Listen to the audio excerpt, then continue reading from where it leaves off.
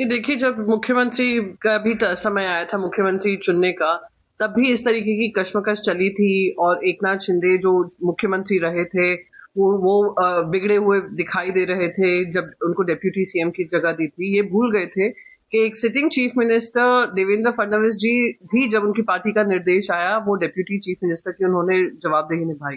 तो अब देख सकते हैं कि 29 सीट आई हैं, वो लोग उस पक्ष की जिसने हमारी पार्टी को तोड़ा, हमारी पार्टी के साथ दगाबाजी की, हमारे 60 से ज्यादा कॉर्पोरेटर्स लेकर गए।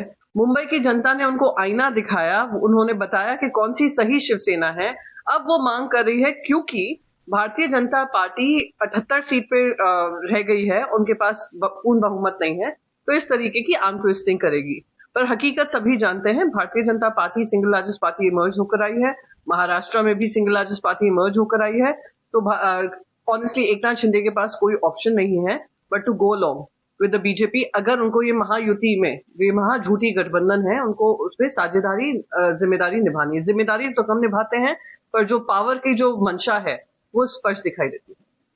जो नगर सेवक जो चुनकर आए हैं उन्हें होटलों में कैद किया जा रहा है, उस पर क्या कहना चाहिए? नहीं, हास्यास्पद है कि अभी भी इतनी सीट जीतने के बाद भी भारतीय जनता पार्टी के साथ जो हो रहा है वो वही है, वो उसी का फल है जो इन्होंने कर्म किए हैं।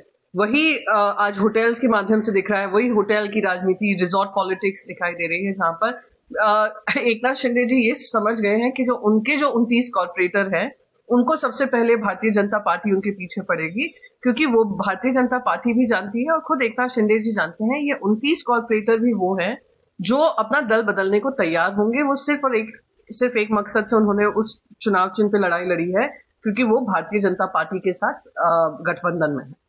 अन्य राज्यों में जहां जहां पीएम मोदी जा रहे हैं वहां बीएमसी चुनाव का जिक्र कर रहे हैं। I think prime minister Modi ji को बीएमसी चुनाव के बारे में ज्यादा फोकस ना डालकर अगर पूरे महाराष्ट्र का चुनाव पे का फोकस डालेंगे तो ज्यादा समझ में आता है। मैं बताती हूँ क्यों गलत फोकस है। क्योंकि बीएमसी में इतना सारा पैसा झोंकने के बाद, डेवलपमेंट फंड सिर्फ और सिर्फ सत्ता पक्ष के पास रखने के पास, जो हजारों करोड़ों में जा रहा था, पूरी पूरी अपनी जो सत्ता है, पावर है, उस पे लगाने के बाद भी जो 82 सीट इनकी थी 2017 में, वो बढ़कर 88, 89।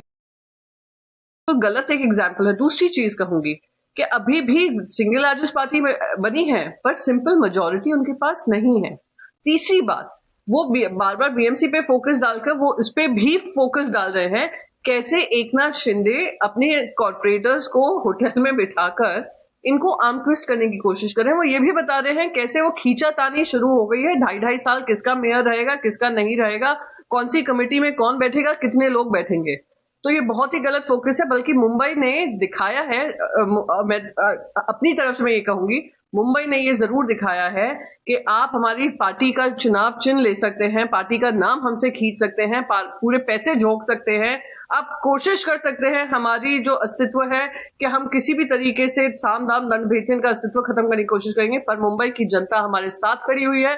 हमारे पास जितने वो कॉर्पोरेटर्स थे, उससे 3 गुना हमें वापस जीत कर भेजा है, एक मजबूत विपक्ष के रूप में भेजा है। और अगर आज ये 118 पे है, तो अगर पूरे विपक्ष को एक साथ ले लेंगे तो वो भी ट्रिपल डिजिट में है। तो आने वाले समय में ये बहुत ही जो प्रधानमंत्री एग्जाम्पल दे रहे हैं, कहीं गलत उनके लिए साबित ना हो, क्योंकि वो ऐसे क्षेत्रों में जा रहे हैं जहां पे चुनाव होने वाले हैं।